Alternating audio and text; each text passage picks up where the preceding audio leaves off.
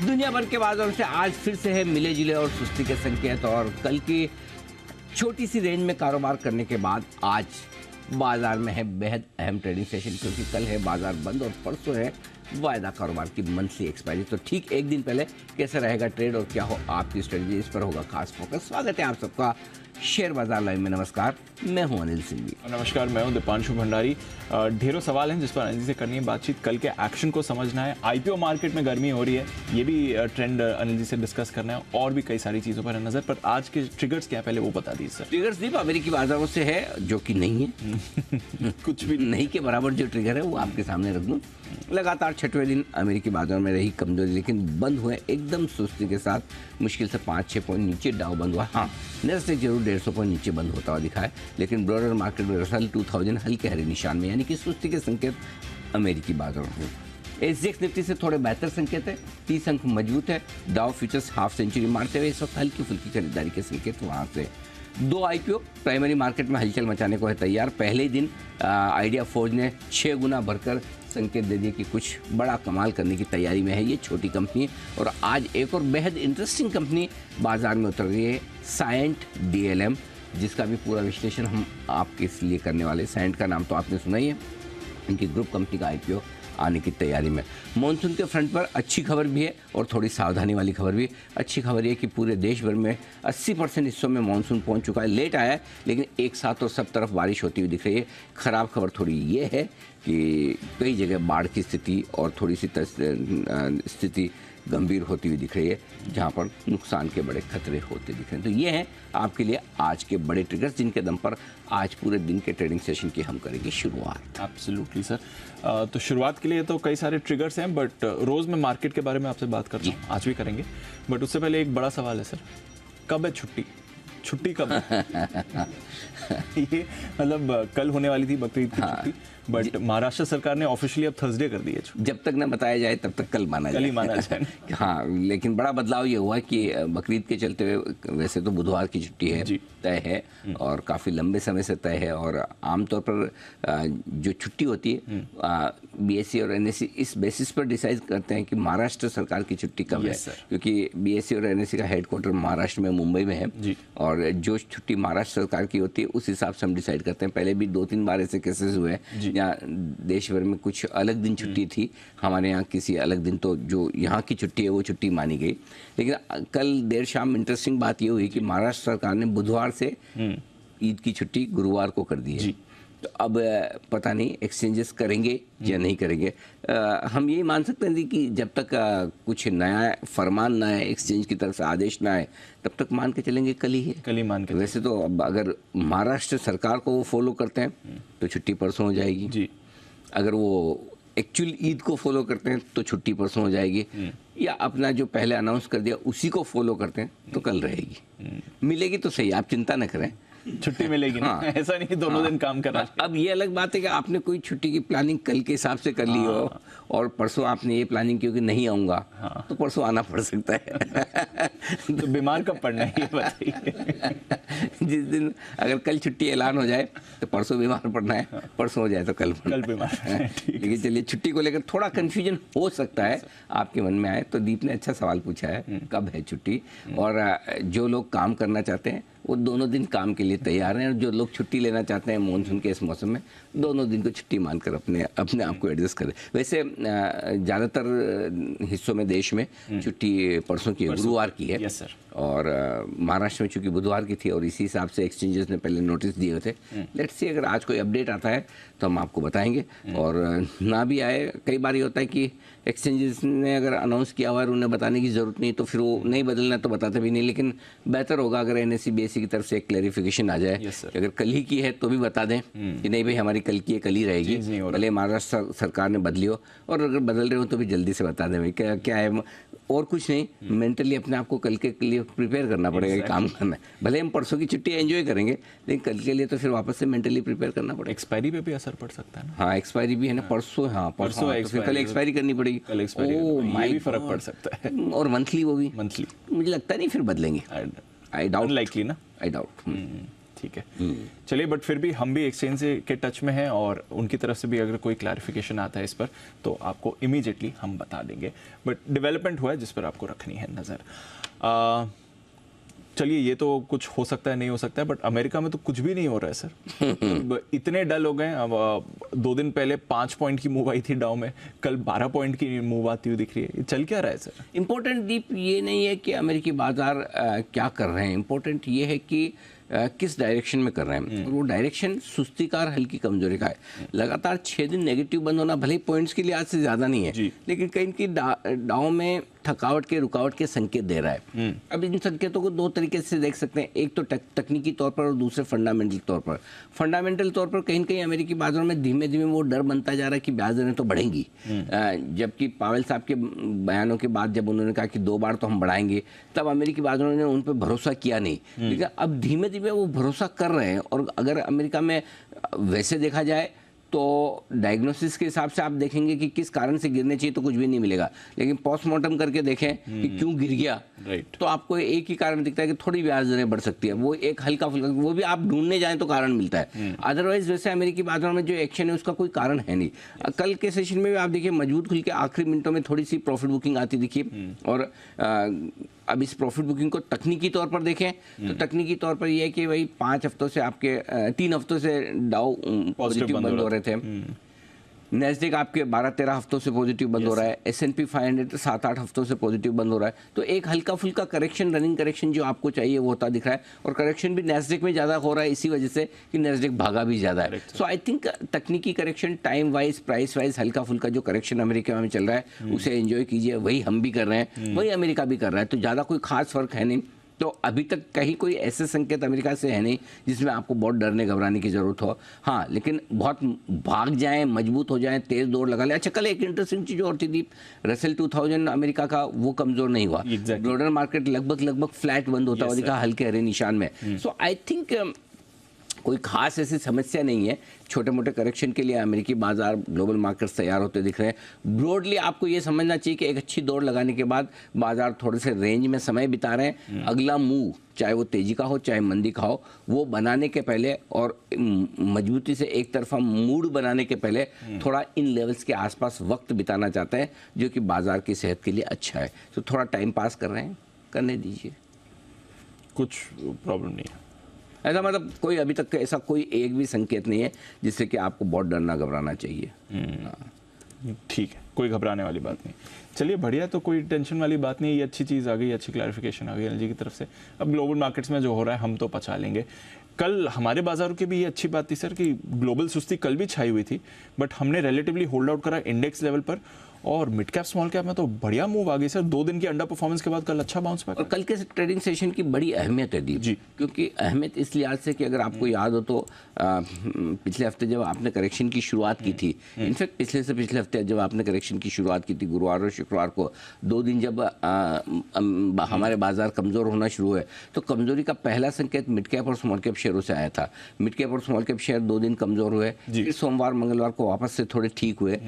उसके बाद फिर 3-4 दिन पिछला हफ्ता हमने कमजोरी का निकाला है, थोड़ा सा रुकावट का निकाला है। और अगर कल के मूव को, मिड कैप और स्मॉल कैप शेयरों के मूव को देखें तो ये आपको कुछ कहने की कोशिश कर रहा है। ये पहला संकेत आपको दे रहा है करेक्शन पूरा होने के, पहला संकेत।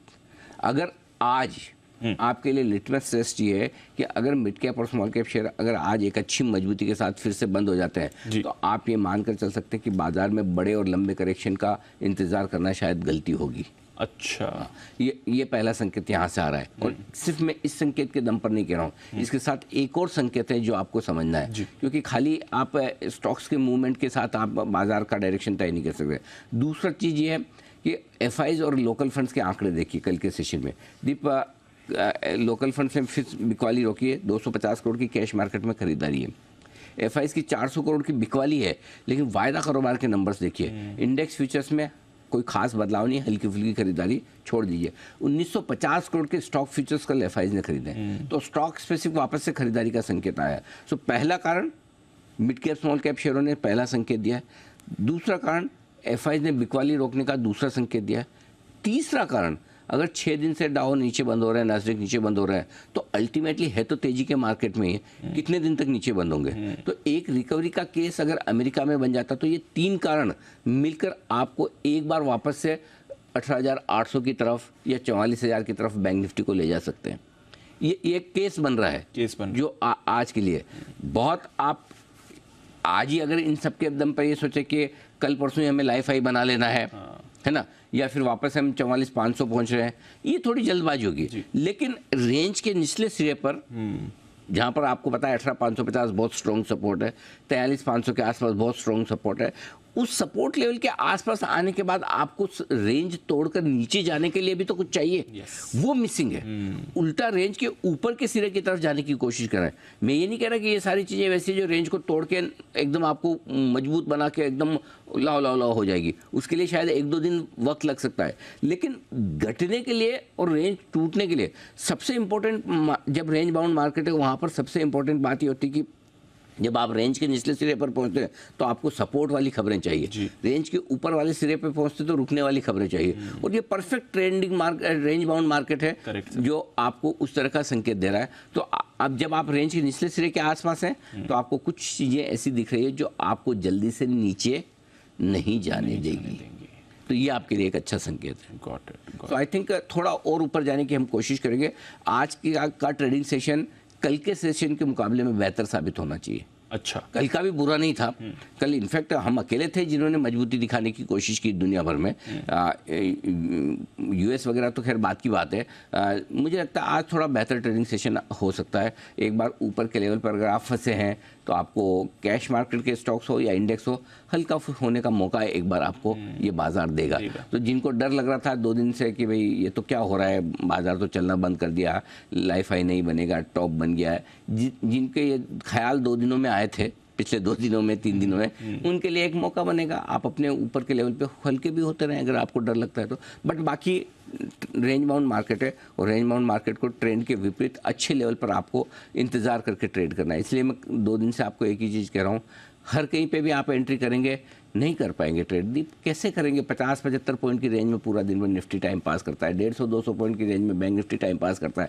अनलेस अनटिल आपकी एंट्री और एग्जिट एकदम परफेक्ट हो, इतने 30 मार्क का तो है नहीं। एग्जैक्टली, बिल्कुल दोनों ही तरफ एकदम परफेक्ट कर लें तो फिर ऐसे में प्रॉफिट बनना मुश्किल हो जाता है। इसलिए आपके लिए बेहतर यही है कि सही लेवल पर ही लेना है या बेचना है। हड़बड़ी करनी नहीं आया लेवल छोड़ दो, कोई बात नहीं, कोई फ़ायदा नहीं। ट्रेड करके परेशान होके से बढ़िया होने से बढ़िया है ट्रेड नहीं करके परेशान हो। परेशानी होना है ना, फ्रस्ट्रेशन आता है ना। exactly. आपने पोजीशन ले लिया, अगर आपका इंडेक्स मूव नहीं, कल देखो आप कितना 18,690 के आसपास, 18,675 के आसपास 25 पॉइंट की रेंज, फुल टाइम पास, पूरा दिन टाइम पास। तो ऐसे टाइम पास वाले ये तो शुरू के आधा घंटे और आखिरी आधा घंटे को निकाल दो। पूरा दिन ये दोनों साइड के पिलर निकाल दो, बीच में क्या हुआ? कुछ नहीं हुआ, जहाँ छोड़ के गए थे वहीं वापस आए। वैसा इसलिए आज थोड़ा बेहतर ट्रेडिंग सेशन भी होगा। आज अच्छे सपोर्ट लेवल पे आपको लेना भी है। लेकिन चूंकि आज मैं मजबूत खुलने की उम्मीद कर रहा हूँ, मुझे जो 25-30 पॉइंट दिख रहा है ऊपर, मुझे लगता है उससे ज़्यादा मजबूत खुलेंगे। हम 18,750 के आसपास खुल सकते हैं। मैं थोड़ा बेहतर ट्रेडिंग सेशन आज देख रहा हूँ और मुझे लगता है एक बार अगर हम 18,800 प्लस की रेंज में पहुँचते हैं अगर, तो वहाँ पर प्रॉफिट बुक करनी है। याद रहे, बार बार हमने एक ही बात कही है दीप, 18,600-700 की रेंज में खरीदारी का मौका है, 700-800 टाइम पास की रेंज है, 800 से 900 प्रॉफिट बुकिंग की रेंज है। तो अगर 800 से 900 आज प्रॉफिट बुकिंग रेंज में है तो वो पुराना फॉर्मूला भूलना नहीं है। वहाँ पर प्रॉफिट बुकिंग भी करेंगे। अच्छे मार्केट में ही आप ऊपर में बेच सकते हो, खराब मार्केट में नहीं। और खराब मार्केट में ही नीचे ले सकते हो। तो 18,700 के नीचे लेना है, 18,800 के ऊपर देना है, 700-800 की रेंज में बस ऐसे देखना है, टाइम पास करना है। कल जो हुआ था, बट आप कह रहे हैं पहला संकेत ये मान सकते हैं कि करेक्शन मैं हल्की मतलब क्या कहना चाहिए, थोड़ा ऊपर से हल्का जो होना, थोड़ा मतलब जान लौटी एक्चुअली। हाँ, कल पहला संकेत मिला है। मतलब मैं इसी ये कह सकता हूँ कि रेंज आसानी से नहीं तोड़ेगा नीचे। Got it. ऊपर की तरफ तोड़ने के लिए अब आपको चाहिए कि एक अचानक से आज रात को डाउ 300-350 बढ़ जाए। आज नहीं, सॉरी ना कल नहीं, अगर कल छुट्टी है तो आज नहीं, कल छुट्टी नहीं है तो आज हाँ, कल वर्किंग है तो आज। हाँ, हमारी छुट्टी वेस्ट हो, छुट्टी के चक्कर में दाव की तेजी वेस्ट ना हो जाए। हाँ, ये भी बात सही है। वो बहुत जरूरी है, क्योंकि नेक्स्ट डे ताज़ा याद रहता है। तो अगर हमारी कल छुट्टी है तो आज ना बढ़े डाउ, और परसों छुट्टी है तो आज बढ़ जाए, कल हम उसका फ़ायदा ले लेंगे। ठीक है सर, चलिए। हमारी छुट्टी के हिसाब से तेजी हो तो बढ़िया है। हाँ, अगले दिन फिर हम भी उसका फ़ायदा उठाएं। ओके सर, कुछ और भी चीज़ों पर बात करनी है, पर पहले एक बार आज का सेटअप समझते हैं। कुछ खास रखना है नज़र में? हाँ, आज की कमेंट्री पहले मैं एक बार बता दूं आपको। मिड कैप और स्मॉल कैप शेयरों में जो खरीदारी लौटने के संकेत आए वो थोड़े से कॉन्फिडेंस बढ़ाने वाले हैं। एफआईएस की तरफ से भी थोड़ी सी बिकवाली का प्रेशर कम हुआ है। कैश मार्केट में उन्होंने बिकवाली धीमी की है। स्टॉक फ्यूचर्स में अच्छी खरीदारी की है। लोकल फंड ने भी छोटी ही सही 250 करोड़ की खरीदारी की है। ग्लोबल मार्केट्स अब भी सुस्ती के संकेत है, लेकिन रोज कितना घटेंगे है तो तेजी के मूड में ही। निफ्टी हमारा वही फॉर्मूला बार बार रोज याद कराना इसलिए ज़रूरी ताकि आपका कॉन्फिडेंस बना रहे। जब तक 18,475 के नीचे बंद ना हो निफ्टी और 43,000 के नीचे बंद ना हो बैंक निफ्टी, तब तक चिंता की बात है नहीं। जितनी चिंता आपके पास अभी है उतनी रखिए, बढ़ाइए मत। नई चिंता आपको तभी करनी जब इन 2 लेवल के नीचे बंद हो। और कूद फांद कर बढ़िया डांस करने वाली तेज़ी आपको तभी करनी है जब निफ्टी वापस 18,900 और बैंक निफ्टी अब वापस 44,100 के ऊपर पार निकल कर टिके और बंद होता दिखे। ये 2 लेवल नोट कर लीजिए, 18,900, 44,100। इसके पार निकलने पर आपको कंसोलिडेशन के बाद एक ब्रेकआउट फिर से मिलता हुआ नजर आएगा। Got it. आज के संकेत बहुत इंटरेस्टिंग जी सर। सिर्फ एक संकेत, 2 संकेत पॉजिटिव है, सिर्फ 2 ही पॉजिटिव, 2 ही पॉजिटिव है, लेकिन बाकी 4 न्यूट्रल है। हाँ। नेगेटिव एक भी नहीं है। मैंने ग्लोबल नेगेटिव नहीं रखा, इसलिए नहीं रखा, एक तो डाउ उतना ही बंद हुआ नीचे जितना हमें और उम्मीद थी। S&P में भी कोई खास ऐसा कमजोरी वाला सेशन नहीं रहा। रसेल 2000 फ्लैट बंद हुआ है और उसकी भरपाई करने के लिए 50 पॉइंट ऊपर आपका डाउ फ्यूचर्स है। एसएक्स निफ्टी भी 25-30 ऊपर है, इसलिए मैंने ग्लोबल रखे न्यूट्रल। एफआईएस मैंने पुतिन साहब का भी कुछ अभी नहीं कौन? हुआ? एक दिन कौन पुतिन साहब? हाँ बस वही ना, कौन पुतिन? वही सवाल था मेरा एक्चुअली, ये ग्लोबल की बात चल रही थी। भूल गए भूल गए सर, मतलब कहीं के इधर कुछ है ही नहीं, कुछ हुआ ही नहीं ना। एक अब खाली पुतिन साहब ने जो कुछ शनिवार को प्रिगोजिन और उन्होंने जो किया वो अब अखबारों में पेज भरने के लिए उन्हें बहुत कुछ लिखना पड़ता तो वहीं पर है। सोशल मीडिया पे आप कितना भी लिखो कोई फर्क नहीं पड़ता। बाकी कहाँ इलेक्ट्रॉनिक मीडिया तो भूल चुका है, भूल चुका है। बाजार ने भी नजरअंदाज कर दिया। तो कल ही हम न्यूट्रल हो गए थे। हाँ, लेकिन बस ये है कि वो दिल पे लेके इन बात को कुछ करना दे। यू कांट इग्नोर मी, ऐसी भी फीलिंग आ सकती है। बड़े लोगों की ये प्रॉब्लम है। हाँ, आप भले उन्हें गाली दो या प्यार करो, लेकिन उन्हें इग्नोर मत करो। Right sir. बहुत सारे बड़े लोग ये मानते हैं गाली भी दे रहे हैं इसका मतलब हमें याद तो कर रहे हैं ना। वैसा है दिमाग में। तो पुतिन साहब उस कैटेगरी में आते हैं, बोले मुझे याद करते रहा करो। तो अगर इग्नोर किया तो फिर वो कुछ और इग्नोर होने के चक्कर में कुछ और कर दे तो पता नहीं। बाकी तो मार्केट के लिए तो नॉन इवेंट खत्म हो चुकी है। बढ़िया जो किया शनिवार रविवार को किया, नहीं तो फालतू की वॉलेटिलिटी बढ़ा देते हैं। ये विक्स 11.5 वाला है 15 कर डालते हैं बड़ा बड़ा के, और कुछ होता नहीं होता है, विक्स जरूर बढ़ जाता है। एनीवे, सो ये आपके लिए संकेत है सेंटीमेंट न्यूट्रल, ट्रेंड पॉजिटिव। ठीक है सर। बड़े लेवल्स 18,635, 18,665 आपके लिए है पहला सपोर्ट जोन। निफ्टी पर आज के लिए इसके नीचे जाना ही मुश्किल होगा, लेकिन गए तो 18,550, 18,600 आपके लिए मजबूत खरीदारी की जगह आपके लिए। ऊपर की तरफ 18,755, 18,800 इस रेंज में एक बार तो पहुंचने की कोशिश हम करेंगे। 18,720, 725 के आसपास खुलेंगे, फिर उसके ऊपर देखते हैं कि क्या कुछ होता है। मेरे ख्याल से 18,715-20 के आसपास खुलने चाहिए दीप। ज़्यादा मजबूती से खुल गए तो 750 के आसपास खुलेंगे और उसके बाद देखते हैं 18,800 तक पहुँचने की कोशिश करेंगे। 18,825, 18,875 परफेक्ट सप्लाई जोन है, जहाँ पर आपके पास अगर लॉन्ग पोजिशन है प्रॉफिट बुक कर लीजिए। शॉर्ट बनाना चाहें शौक फरमाइए, जरूर बनाइए, कोई दिक्कत नहीं। 18,900 पार करेगा, लाइफ हाई बनाएगा तो थैंक यू कर लेना, गलती हो गई भाई अब नहीं करेंगे आगे से शॉर्ट। बराबर, ये आपका डिसिप्लिन है, सिंपल। ठीक है। बैंक निफ्टी रेंज आज लेवल थोड़े से इंटरेस्टिंग बदले हैं, मैंने छोटी की है डीप रेंज बैंक निफ्टी में। 43,450, 550 ये 100 पॉइंट की रेंज है, पहला सपोर्ट जोन। इसके ठीक नीचे 43,200 से 43,350 मजबूत खरीदारी की जगह बनेगी आपके लिए। ऊपर की तरफ 43,775, 43,875 इस रेंज में एक बार आज पहुंचने की कोशिश करेंगे और उसके बाद देखेंगे ताकत और कितनी है। बढ़े आगे तो 43,925 से 44,075 ये 150 पॉइंट की रेंज है, जहाँ पर आपको टुकड़ों टुकड़ों में बिकवाली प्रॉफिट बुकिंग लॉन्ग पोजीशन पर सब कुछ करना है। 44,100 के पार निकलकर फिर से टिके बंद होने की कोशिश की तो बोल देंगे भाई जितना शॉर्ट करना था, जितना बैंक निफ्टी को करेक्शन करना था कर दिया, अब इससे ज़्यादा नहीं, वापस ऊपर आएगा। ठीक है, बस। तो अपने को पता है 43,900, 44,100 इन दो के ऊपर फिर अपने को शॉर्ट में नहीं रहना है। गॉट इट सर, ठीक और फिर भी किसी को बहुत ही मतलब आइडिया है कि नहीं साहब मैं तो ऐसा लेवल चाहता हूँ जिसके बाद वापस मतलब अलग ही चीज़ जो है, तो 44,500। ओके, हाँ, अलग अलग है आपके हिसाब से। ठीक है, अल्टीमेटली पोजीशन जिसकी है, प्रॉफिट लॉस जिसका है, वो देखे। सर कल कुछ भी नहीं बदला ना, एफआईएस की पोजीशन या put call ratio same level पर ही आ गया निफ्टी और 53% एफआईएस की long same, Nifty put call ratio 0.93 same, bank Nifty put call ratio 0.88 का 0.84 लगभग सेम। विक्स 1% बढ़ा है, कोई खास फर्क नहीं।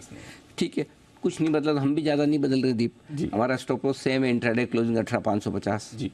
हमारा स्टॉप लॉस बैंक निफ्टी का सेम है, इंट्राडे 43,350, क्लोजिंग 43,450, हम भी नहीं बदल रहे। शॉर्ट साइड पे भी हमने नहीं बदला स्टॉप लॉस 18,900 इंट्राडे और closing stop loss bank Nifty पर शॉर्ट साइड पर, और बैंक निफ्टी पर 44,100। जिसको 44,000 रखना है 44,000 रखे, और या 44,100 रखना है, आपकी मर्जी पर, दोनों में से कोई भी एक स्टॉप लॉस रख लीजिए। 44,100 ज़्यादा सेफ है, तो हमने भी नहीं बदला। थोड़ा सा स्ट्रेटजी में बदलाव किया, 3 दिनों से हम शॉर्ट साइड की स्ट्रेटजी पहले देखकर फिर वहाँ पर हम लॉन्ग करने के लिए, आज थोड़ा सा बदलाव ये किया है दीप की निफ्टी खरीदना है 18,550 के स्टॉप लॉस के साथ। ठीक है, ठीक है। टारगेट 18,720, 755 दो छोटे टारगेट, 775, 800, 825 तीन मीडियम टारगेट, 850, 875 के फाइनल टारगेट के लिए करनी है आपको खरीदारी। और जो लोग बेचना चाहते हैं जी, बेचने के लिए 750-55 पे वैसे तो लेवल आ जाता है, लेकिन आज बेचने के लिए हड़बड़ी जल्दी नहीं करनी है। जैसे अपने रोज क्या बोल रहे थे, लेने के लिए हड़बड़ी मत करो, इंपॉर्टेंट सपोर्ट लेवल पे बेचो। वहीं आज बेचने के लिए इंपॉर्टेंट रुकावट लेवल पे, पहले लेवल पे नहीं बेच देना है।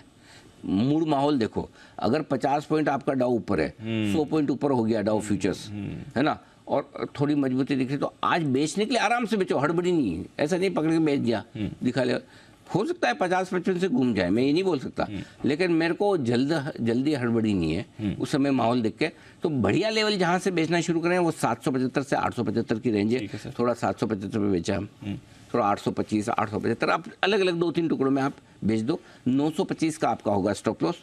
टारगेट जो बनेंगे दीप वो 18,750, 720 दो छोटे टारगेट, 18,690, 660 दो मीडियम टारगेट, 635 और 600 तक के बड़े टारगेट के लिए करनी है बिकवाली। ठीक है सर, क्लियर है? क्लियर है सर, बढ़िया।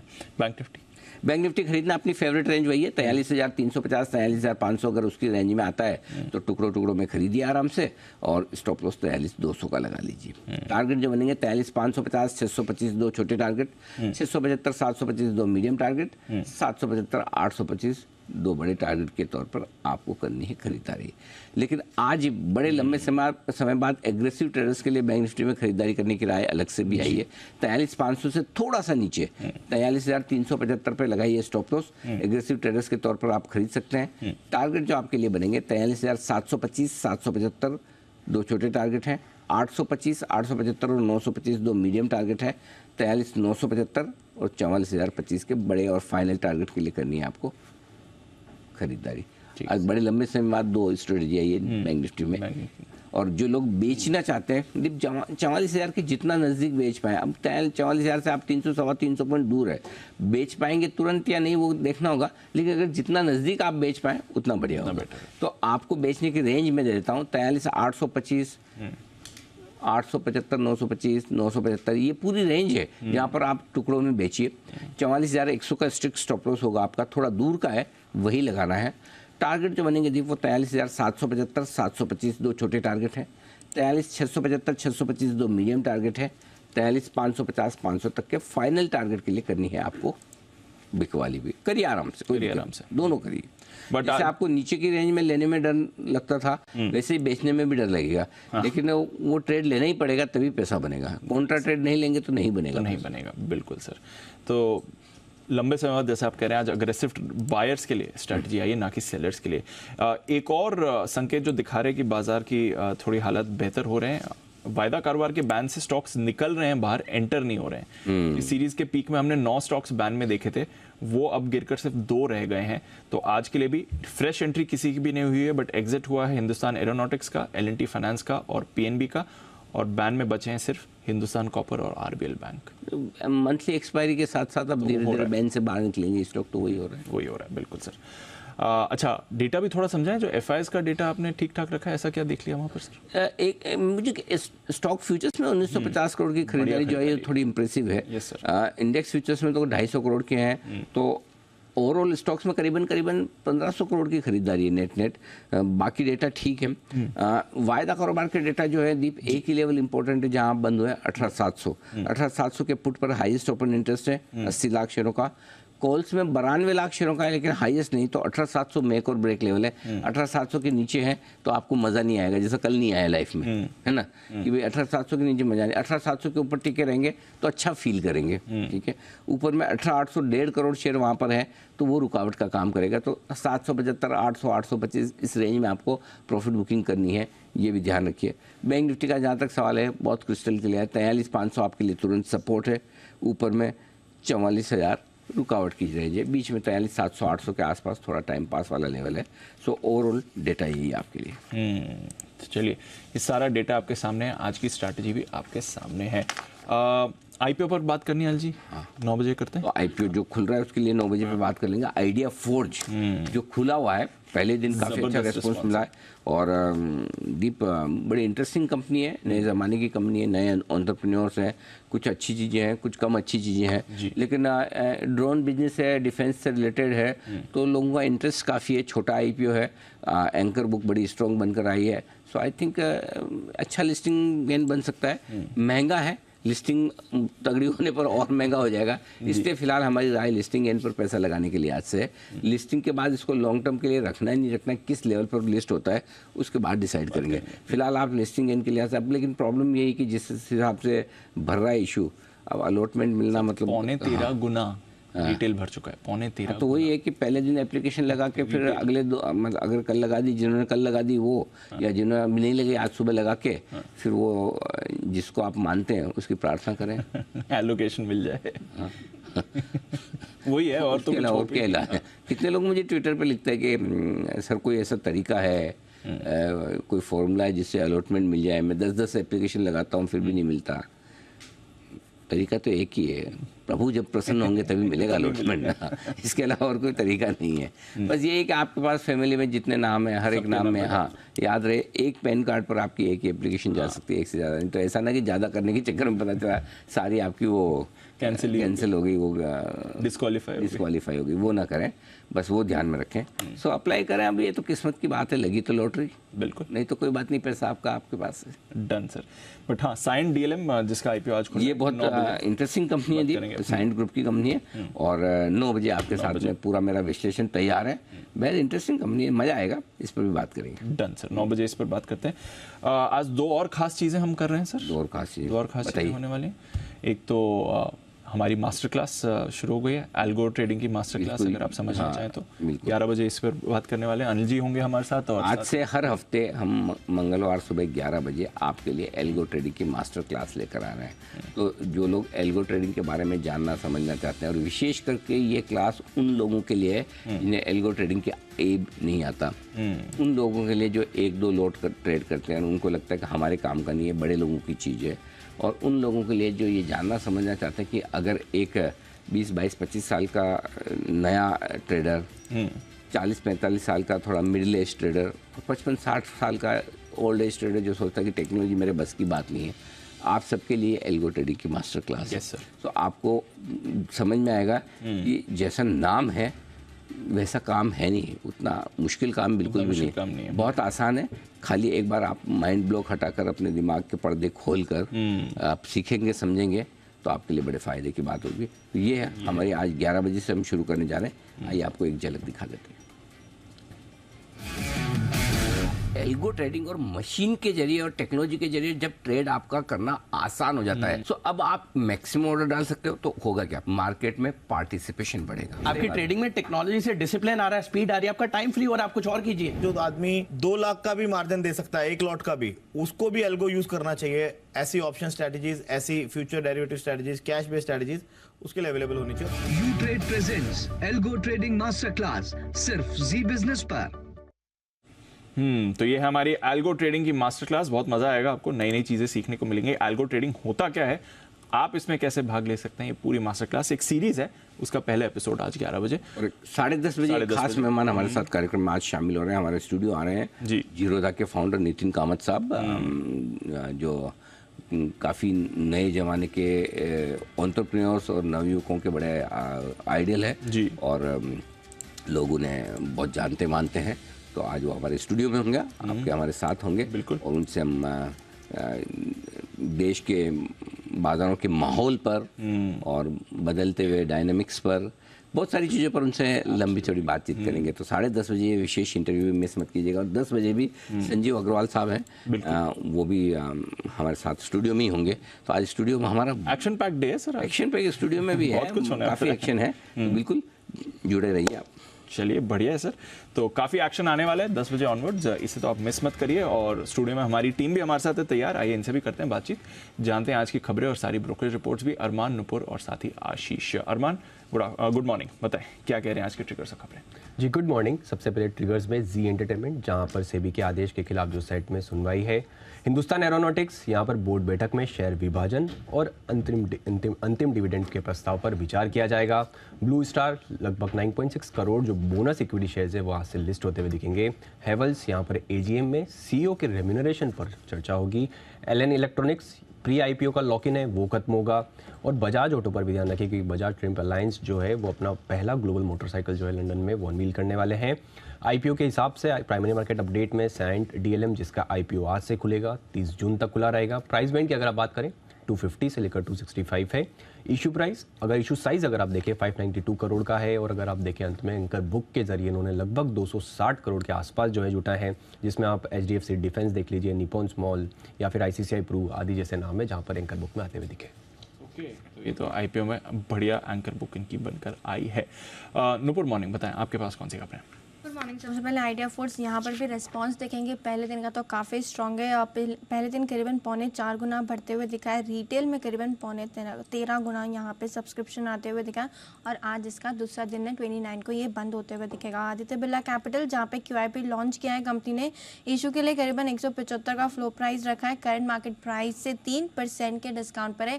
प्रमोटर्स करीबन 7.5 करोड़ शेयर जारी करने वाले 165 के भाव पर जारी किए जाएंगे, 9% के करंट डिस्काउंट पे जो करंट मार्केट प्राइस है उसके। और इशू प्राइस जो है वो 30 जून की बोर्ड बैठक में उस पर होगा फाइनलाइजेशन। BLS इंटरनेशनल, जहाँ पे आईपीओ के जरिए कंपनी जो अपनी सब्सिडरी है BLS ई सर्विस, उसमें फंड जुटाने वाली है। BLS ई सर्विस के लिए बोर्ड बैठक में आईपीओ लाने को भी मंजूरी मिल चुकी है। उचित समय पर कंपनी आईपीओ लेकर आएगी, जिसका भाव भी कंपनी तय करेगी। ICICI प्रूडेंशियल भी आज फोकस में, क्योंकि खबर पर मुहर लगती हुई दिखी है यहाँ पर, जहाँ पे कंपनी को DGCI से करीबन 492 करोड़ का GST नोटिस मिला है। जुलाई 2017 से जुलाई 2022 के बीच इनपुट टैक्स क्रेडिट का मामला ये सामने आते हुए दिखा है, जहाँ पे कंपनी ने जांच में जो कंपनी है उन्होंने करीबन 190 करोड़ डिपॉजिट किए थे। सिटी यूनियन बैंक, जहां पे बोर्ड से QIP के जरिए कंपनी बैंक 500 करोड़ फंड जुटाने को मंजूरी मिलती हुई दिखी है। तो बैक टू बैक QIP के काफ़ी सारे अपडेट्स हैं। अमृतजन हेल्थ केयर की भी बात करें तो 30 जून को बोर्ड की बैठक है, जहाँ पे बाय बैक पर विचार होने वाला है। तो काफ़ी सारे QIP अपडेट्स और बाय बैक्स आपके लिए है। ओके, तो फंड रेजिंग जोर शोर से हो रही है और कुछ ब्लॉक डील्स भी आज होने की संभावना है। अरमान, कुछ और खबरें भी हैं। सबसे पहले अडानी ग्रुप स्टॉक्स पर आपको ध्यान रखना है। वहाँ पर आप देखें SEC जांच की खबर पर अडानी ग्रुप की सफाई आती हुई दिखी है। उन्होंने कहा है कि हमें जो है अमेरिकी निवेशकों की किसी समन की कोई जानकारी नहीं है, और जो रेगुलेटर्स की पूछताछ है वो अगर आप देखिए रूटीन जो नियामक है उसी के साथ साथ चल रही है। नवीन फ्लोरिन इंटरनेशनल की बात करें तो यहाँ पर 30 जून को पूंजी जुटाने पर बोर्ड बैठक जो है उसमें आप QIP देख लीजिए, प्रेफरेंशियल इशू के माध्यम से इक्विटी या अन्य सिक्योरिटीज़ के जरिए जो है पूंजी जुटाने पर जो है बोर्ड बैठक होगी। श्री सीमेंट, यहाँ पर जो आप क्लैरिफिकेशन वो है मीडिया रिपोर्ट्स का IT सर्वे पर जो कंपनी की सफाई आती हुई दिखी है। कंपनी ने कहा है कि सर्वे प्रक्रिया में कंपनी पूरा सहयोग कर रही है। संबंधित खबर जो है आधारहीन और मनगढ़ंत है, और इस खबर पर उन्होंने कहा है कि कंपनी टिप्पणी से परहेज करना चाहती है और समय पर अगर आप देखें तो कंपनी एक्सचेंजेस के माध्यम से पूरी सूचना जो है वो देगी। और अंत में बल्क डील में पराग मिल्क फूड्स, यहाँ पर सिक्स्थ सेंस अपॉर्चुनिटीज़ अगर बात करें एडिशनल, अगर आप 7.8 लाख शेयर्स जो है वहाँ पर खरीदे हैं। अगर आप पहले देखें तो पहले भी उन्होंने लगभग 6.8 लाख शेयर्स जो है खरीदे थे। ओके, तो ये है आपके लिए सारी की सारी खबरें और कल का कुछ फंड एक्शन भी आपके सामने। कई सारे ब्रोकरेज रिपोर्ट्स भी आए हैं, बताने के लिए तैयार हैं आशीष FIR में।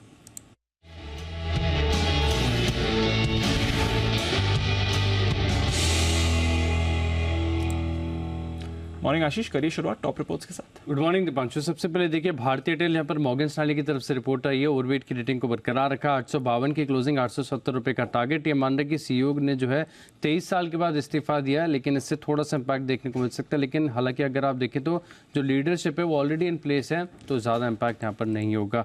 ICICI प्रूडेंशियल CLSA की तरफ से रिपोर्ट है, खरीदारी किराए को बरकरार रखा और लक्ष्य अगर आप देखें तो काफ़ी अच्छा खासा बढ़ा है, 575 से सीधे बढ़ाकर 700 रुपये कर दिया, 565 की क्लोजिंग है।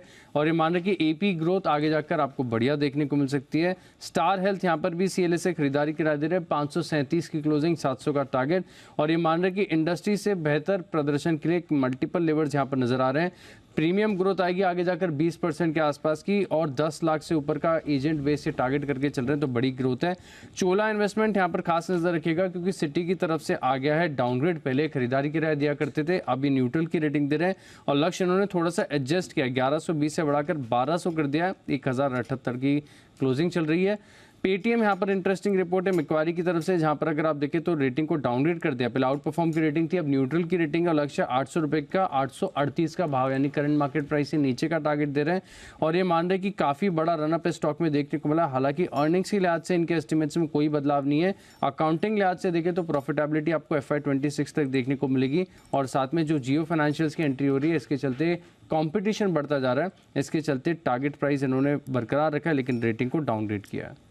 ओके, तो ये है आपके लिए सारी की सारी रिपोर्ट। कुछ और रिपोर्ट्स हैं? कुछ और रिपोर्ट्स हाँ सर, और रिपोर्ट्स हैं। PB फिनटेक पर रिपोर्ट है, CLSA की तरफ से आउट परफॉर्म की रेटिंग को बरकरार रखा है, 700 की क्लोजिंग, 720 रुपये का टारगेट दिया है। और ये मान रहे कि पिकअप देखने को मिला है प्रोटेक्शन बिजनेस में, इंश्योरेंस बिजनेस भी देखें तो ठीक ठाक कर रहा है। इसके अलावा मॉर्गन स्टैनली अगर आप देखें तो ओवरवेट की रेटिंग को बरकरार रखे हुए हैं, 810 रुपये के लक्ष्य के लिए। पिरामल एंटरप्राइज यहाँ पर जेफरीज खरीदारी किराए दे रहे हैं, जो लक्ष्य 985 से बढ़ाकर 1025 कर दिया, 884 की क्लोजिंग चल रही है। और ये मान रहे कि FY24 बुक वैल्यू के लिहाज से देखें तो केवल 0.6 टाइम्स पर चल रहा है, यानी रिस्क एंड रिवॉर्ड काफ़ी फेवरेबल है। अंबर एंटरप्राइजेज जेफरीज खरीदारी किराए दे रहे हैं, और जो लक्ष्य इन्होंने 3120 से घटाकर 3070 कर दिया है। HUL पर नोमेरा खरीदारी किराए देने 3025 रुपये के लक्ष्य के लिए, 2652 की क्लोजिंग है। सिप्ला पर खरीदारी है सिटी की तरफ से, 1110 रुपये का टारगेट है। JP मॉर्गन ग्रासिम पर ओवरवेट की रेटिंग दे रहे हैं, 1980 रुपये के लक्ष्य के लिए, 1727 की क्लोजिंग चल रही है। एशियन पेंट्स पर न्यूट्रल की रेटिंग है JP मॉर्गन की तरफ से, 3100 रुपये का टारगेट है, 3308 की क्लोजिंग। और अंत में पिडिलाइट, यहाँ पर JP मॉर्गन लंबे समय से बेरिश है, अभी भी अंडरवेट की रेटिंग दे रहे हैं, 2250 के लक्ष्य के लिए। ओके, तो ये है ढेर सारी रिपोर्ट जिन पर आज आपको दिखने वाला है भरपूर एक्शन। कुछ बड़े इंटरेस्टिंग डाउनग्रेड्स लेकर आए आज पेटीएम, चोला, हालांकि टारगेट बढ़कर आया है, तो कुछ इंटरेस्टिंग एक्शन देखने को मिलेगा इन सारी रिपोर्ट्स पर। आइए बढ़ते आगे, और वक्त है अब पिक ऑफ द डे का। मुलाकात की जाए हमारे सारे एक्सपर्ट्स के साथ।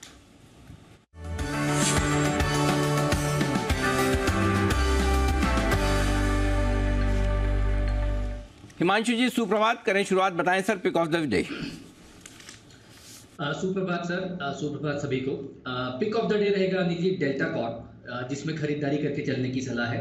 लगभग 240 रुपए के आसपास का कल का यहाँ पर क्लोज है। यहाँ पर खरीदारी करके चलने की सलाह रहेगी। 236 रुपए का स्टॉप लॉस मेंटेन करेंगे, और 250 रुपए तक का टारगेट डेल्टा कॉर्प में आज के सेशन में आता हुआ नजर आ सकता है। एक अच्छी तेजी के बाद निजी यहाँ पर एक कंसोलिडेशन बनता हुआ नजर आया था, और कल यहाँ पर एक अच्छी सपोर्ट के लेवल से खरीदारी बनते हुए नजर आई, जो कि मुझे लगता है कि एक डबल बॉटम बनता हुआ नजर आ रहा है, और यहाँ से ये स्टॉक वापस से नए हाइज, इंटरमीडिएट हाइज बनाता हुआ नजर आ सकता है। तो डेल्टा कॉर्प आज मेरी तरफ से रहेगा pick of the day. Delta Corp है पिक ऑफ द डे, यहाँ पर खरीदारी करने की राय, टारगेट 250 का लेकर चलें। कुणाल शाह साहब, आपका भी बहुत बहुत स्वागत है। गुड मॉर्निंग, बताएं सर आपकी पसंद का share. Good morning Anil ji. I think जिस हिसाब से मार्केट अनिल जी एक कंसोलिडेशन या थोड़ा एक बेरिश अंडरटोन में है, मेरा जो पिक ऑफ द डे है वो है PCBL, Philip Carbon Limited. I think stock का अगर आप चार्ट स्ट्रक्चर देखोगे तो एक बहुत ही अच्छा खासा एक फ्लैग फॉर्मेशन स्टॉक ने बनाया था। रिसेंटली स्टॉक ने अपने 52 वीक हाई को भी क्रॉस किया था वॉल्यूम्स के साथ, और वो ब्रेकआउट जो आया उसके बाद एक अच्छा खासा बुलिश फ्लैग फॉर्मेशन बन गया है। आज के ट्रेडिंग सेशन में ये एक अच्छा मूव दे सकता है। 158.5 के आसपास चल रहा है। डाउनसाइड पे आपको जो स्टॉप लॉस रखना है वो है 153 का। अपसाइड पे मैं जो टारगेट्स एक्सपेक्ट कर रहा हूँ वो है 165 से लेके 167 तक के। CBL Phillips Carbon Black Limited, यहाँ पर खरीदारी करने की राय कुणाल शाह साहब की तरफ से आती हुई आपके लिए पिक ऑफ द डे के तौर पर। आइए जैन साहब के अभी किया जाए स्वागत। जैन साहब गुड मॉर्निंग, स्वागत है। बताएं सर आपका पिक ऑफ द डे। उससे पहले सारे आपको तो वीकेंड वाले स्टॉक्स भी बताने होंगे ना सर? नहीं वो इस पर जो वीकेंड वाला स्टॉक था वो वैसे तो मंडे को बताता हूँ, आज को भी। अच्छा आज मंडे नहीं है, ओके। वाइल्ड कार्ड एंट्री हुई है मेरी। अच्छा और जी। और फ्राइडे वाला तो मैंने किया ही नहीं था, इवनिंग शो मैंने थर्सडे को किया था, इसलिए मंडे को रिपीट किया नहीं था। But the performance was good.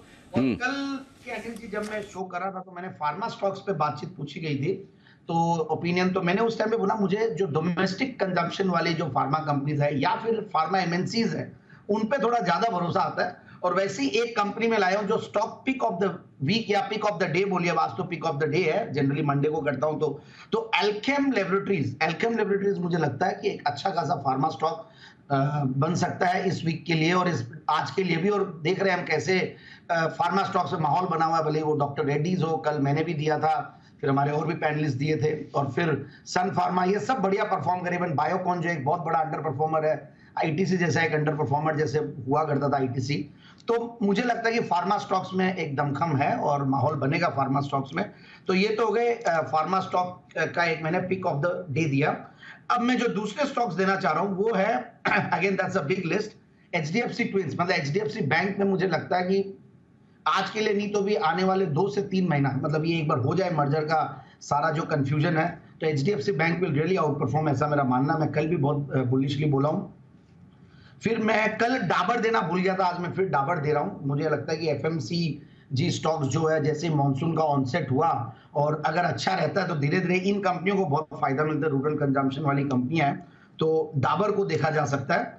और मैं जनरली एक स्टॉक को कवर कम करता हूं और वो है डीएलएफ, जो कि आपने भी किया है और कुणाल जी, राकेश जी सब करते हैं, तो मुझे भी अब थोड़ा धीरे धीरे मैं डाइल्यूट हो रहा हूं। बट यस, मुझे ऐसा लगता है कि रियल एस्टेट स्टॉक्स में थोड़ा दम है, तो ये मैं टेक्निकल पिक के तौर पे डीएलएफ दे रहा हूं। और नवीन फ्लोराइन जो कि आज ऑलरेडी न्यूज में है। So these are the stocks. और Lupin, last but not the list, Lupin यहाँ पे ध्यान दे, ये एक सबसे बड़ा आउट परफॉर्मर रहा फार्मा स्टॉक्स में से, वन ऑफ द बेस्ट। तो ल्यूपिन चला हुआ भी है, तो अपने सिस्टमैटिकली काम करें। के लिए कुछ और बेहतरीन स्टॉक्स जैन साहब की तरफ से। फार्मा और हेल्थ केयर क्लियरली एक स्पेस बन रहा है जहां पर जैन साहब का इंटरेस्ट है, और अल्केम लैब से तो जैन साहब ने शुरुआत भी करी थी। सर आपका कवरेज का आपका एक पसंदीदा share pharma health care space से एक और अमृतांजन हेल्थ, 30 तारीख को बोर्ड बैठक होने वाली है सर, बायबैक पर विचार करेंगे, जरा इस पर भी अपनी राय दें। यस बिल्कुल। देखिए ये स्टॉक वैसे देखिए अंडर परफॉर्म किया है, वेरी फ्रैंकली। मैंने पहले जब 2-3 बार दिया, हर बार टारगेट अचीव हुए, नीचे से बहुत बड़ा मूव दिया, बट इस बार ये अंडर परफॉर्मर है। पूरे रैली में देखिए it has not been performing, और रीजन है, बट हालांकि आप देखिए बॉटमिंग आउट प्रोसेस दिख रहा है कि ये कहीं ना कहीं डाउनसाइड रिस्क नहीं है, और बायबैक की न्यूज आती है। अब देखते हैं किस तरीके का बायबैक आता है, टेंडर वाला आता है या मार्केट से खरीदते हैं, या फिर दूसरा बायबैक की प्राइस क्या आती है। और थोड़ा सा क्वार्टरली रिजल्ट जो है पिछले 2-3 क्वार्टर से बहुत ज्यादा एक्साइटिंग नहीं आ रहे हैं, so that was one of the reason कि ये स्टॉक अंडर परफॉर्म कर रहा है। बट यस, मुझे लगता है कि अंडर परफॉर्मेंस का हो सकता है समय अब खत्म हो गया हो, क्योंकि देखिए एक बहुत बढ़िया company, age old company, debt free company, FMCG और फार्मा दोनों का एक अच्छा कॉम्बो। तो आई फील कि अमृतांजन हेल्थ केयर जिन्होंने हमारे रिकमेंडेशन पे लिया हुआ है, भले उनको थोड़ा तकलीफ हो रहा है, पेन हो रहा है, बट ये पेन को रिमूव कर देगा, ऐसा मुझे लगता है, बाम लगाएगा ये। So this buyback can be a good balm for those who have not made money in this whole rally in Amrutanchal. अभी भी यूज करते हैं माम? अनिल जी, भगवान की दया से मुझे यूज करने की जरूरत नहीं पड़ती, मेरा सर दर्द नहीं होता है। तो आपकी वजह से दूसरे लोग करते? हाँ, मैं बोला दूसरों को मैं देता हूँ, तो हो सकता है कि दूसरे लोग यूज करते हो। ओके। हाँ, मैं इनके पेन मैनेजमेंट की और भी सॉल्यूशन, जो स्प्रे वगैरह सब करिए, आजकल थोड़ा मॉडर्न हो गया ना। बहुत बढ़िया। तो अमृतांजन यहाँ पर बायबैक के लिए तैयार होता है ये स्टॉक, और अब सुमित जी भी तैयार हो चुके हैं। सुमित जी स्वागत है आपका, सुप्रभात। बताएं sir pick of the day. Good morning Anil ji, good morning Anil ji. Pick of the day के तौर पे जो स्टॉक सिलेक्ट करना है वो है बाटा।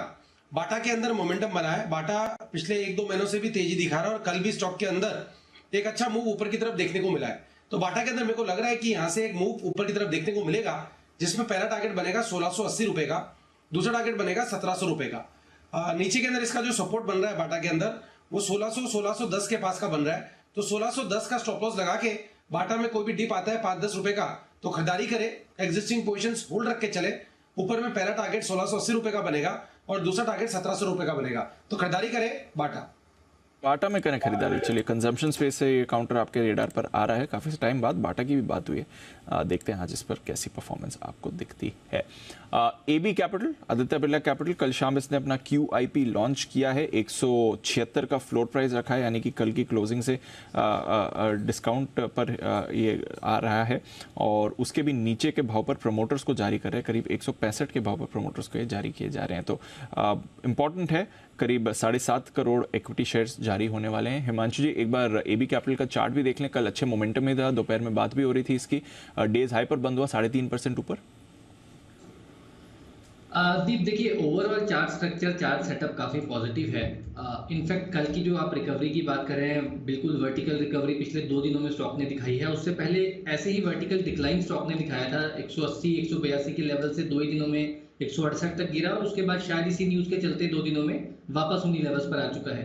तो पोजिशनल परस्पेक्टिव से मेरा ऐसा मानना है कि चार्ट स्ट्रक्चर, चार्ट सेटअप बहुत पॉजिटिव है। आपके अगर पोर्टफोलियो में तो बिल्कुल बने रहें। क्लोजिंग बेसिस पर 170 रुपए या 168 रुपए के नीचे का क्लोजिंग बेसिस पर आपका स्टॉप लॉस होना चाहिए। फ्रेश खरीदारी के लिए 175 178 एक अच्छा जोन है, जहां पर अगर कोई डिप मिलता है तो खरीदारी की जा सकती है। मेरा मानना है कि ओवरऑल पोजिशनली ये स्टॉक 200 रुपए के आसपास जाता हुआ नजर आ सकता है। तो चार्ट स्ट्रक्चर सेटअप पॉजिटिव है और जो मोमेंटम इंडिकेटर्स हैं उनमें भी अभी किसी तरह की कोई वीकनेस नहीं है, जिसका मतलब है कि आगे चल के स्टॉक में और ऊपर के लेवल्स देखने को मिल सकते हैं। करने की तैयारी कंपनी की और कुछ और बेहतर लेवल्स यहाँ से आते हुए दिख सकते हैं। लगातार हमारी रिकमेंडेशन लिस्ट में रहा हुआ ये स्टॉक और दीप, हमारे टारगेट तो इवेंचुअली 250 रुपये के हैं, जिसके लिए आपको होल्ड करना है, बिल्कुल करना है। 115 रुपये से नॉन स्टॉप ये स्टॉक धीमे लास्ट दिवाली पिक थी मेरे ख्याल से, दिवाली से दिवाली तक अच्छा रिटर्न है। बढ़िया। आइए, एक और बेहतरीन पिक आ रही है आपके लिए। SBI सिक्योरिटीज से सुदीप शाह साहब हमारे साथ कार्यक्रम में हो चुके हैं शामिल। सुदीप जी, बहुत बहुत स्वागत है आपका। गुड मॉर्निंग सर, बताएं pick of the day. Good morning Anil ji. मेरा पिक ऑफ द डे है आज देवयानी इंटरनेशनल। हम ये देख रहे हैं कि ये काउंटर में पिछले 2-3 हफ्तों से एक बहुत अच्छा मोमेंटम बना है। जब से स्टॉक ने अपने 200 DA में फर्स्ट वीक ऑफ मई में अराउंड 173-75 के ऊपर क्रॉस किया था, उसके बाद एक कंसोलिडेशन हुआ और बाद में एक ब्रेकआउट आया था। तो कल के सेशन में हमने देखा है कि एक अच्छा सा कैंडल हमने देखा है कि एक ऑलमोस्ट ये अपने पिछले जो स्विंग हाइज है 196 197 उसके करीब आ गया है स्टॉक।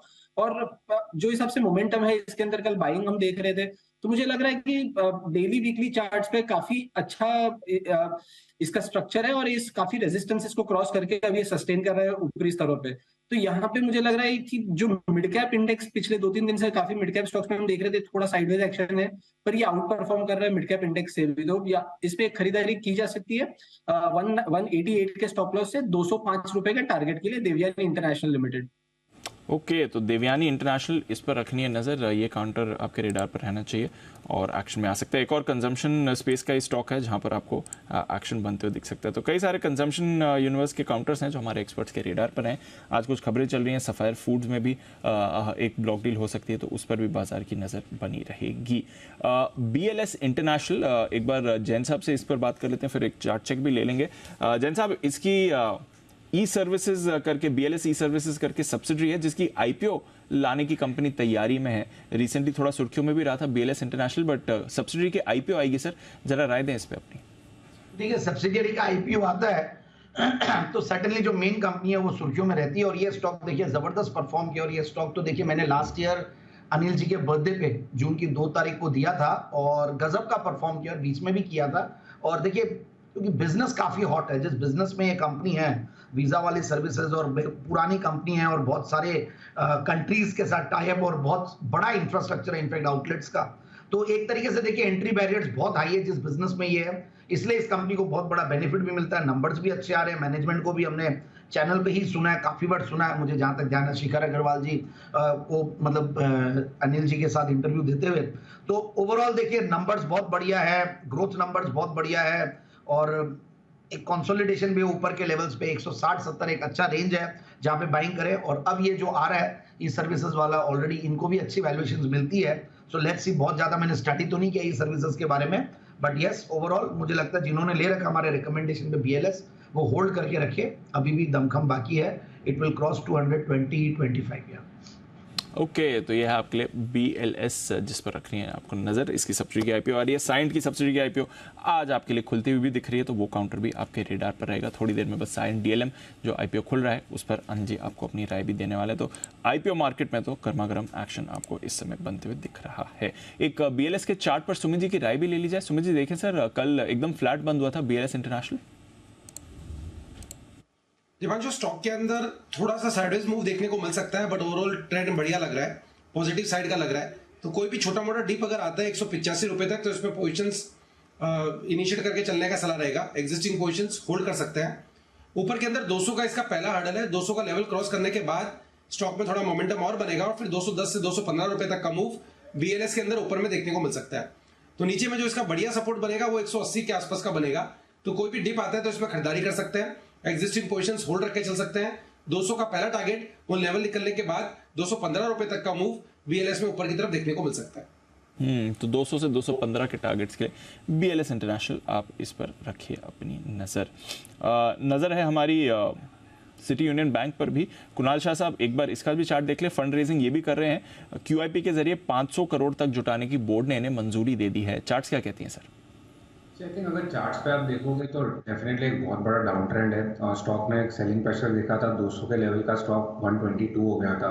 सो एक बहुत अच्छा खासा सेलिंग प्रेशर दिखा था। स्टॉक अभी फिलहाल करंटली एक ओवरसोल्ड की टेरिटरी में चल रहा है, तो एक टेक्निकल बाउंस बैक डेफिनेटली आ सकता है। सो अगर बाउंस बैक के लिए प्ले करना है तो स्टॉक हायर एंड पे 126 127 लेवल्स दिखा सकता है। लोअर एंड पे जो सपोर्ट है स्टॉक का वो 120 है।